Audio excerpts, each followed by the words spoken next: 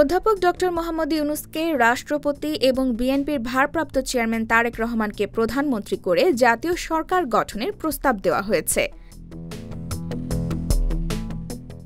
রোববার বিকালে রাজধানীর জাতীয় প্রেস ক্লাবের মানিক মিয়া হলে জাতীয় ঐক্য ও সংহতি পরিষদ আয়োজিত বাংলাদেশের কাঙ্ক্ষিত আগামীর জাতীয় সরকার এর রূপরেখার ওপর নাগরিক ভাবনা বিষয়ক মতবিনিময় সভায় এই প্রস্তাবনা তুলে ধরা হয়।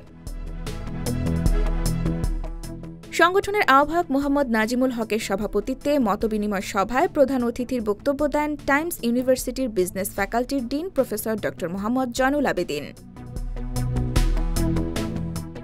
সভায় জানানো হয়, অন্তর্বর্তী সরকারের রাষ্ট্রপতি হিসেবে প্রস্তাব করা হয়েছে ড. মোহাম্মদ ইউনূসকে, উপরাষ্ট্রপতি বদিউল আলম মজুমদার, প্রধানমন্ত্রী তারেক রহমান এবং উপপ্রধানমন্ত্রী হিসেবে জামায়াতের আমির ড. শফিকুর রহমানকে রাখা হয়েছে।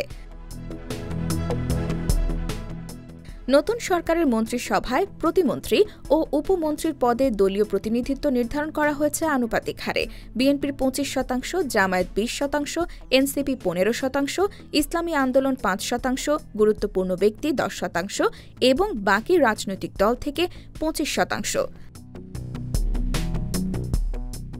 নাজিমুল হক বলেন, এই কাঠামোর ভিত্তিতে রাষ্ট্র পরিচালনার নীতি নির্ধারণ করা যেতে পারে, যার নাম হতে পারে জাতীয় সনদ। এই সনদের মাধ্যমে একচ্ছত্র ক্ষমতা প্রধানমন্ত্রীর হাতে না রেখে রাষ্ট্রপতি, উপরাষ্ট্রপতি ও উপপ্রধানমন্ত্রীর মধ্যে দায়িত্ব বণ্টনের মাধ্যমে ভারসাম্য আনা হবে। এতে শাসন ব্যবস্থায় স্বেচ্ছাচারিতা ও কর্তৃত্ববাদ কমবে, গড়ে উঠবে সমতা ও জবাবদিহিতার পরিবেশ। বক্তারা বলেন, জাতীয় সরকার মানে একটি সার্বজনীন অংশগ্রহণমূলক শাসন ব্যবস্থা, যেখানে সব শ্রেণী পেশার মানুষের সক্রিয় ভূমিকা থাকবে। শাসক হবে জনগণের মনোনীত প্রতিনিধি, শোষক নয়। এই সরকারের মাধ্যমে প্রতিষ্ঠা পাবে জনকল্যাণমূলক সমাজ ব্যবস্থা, যা গড়ে তুলবে একটি নতুন ধারার মানবিক ও জবাবদিহিমূলক রাষ্ট্র। IBTV USA, new York.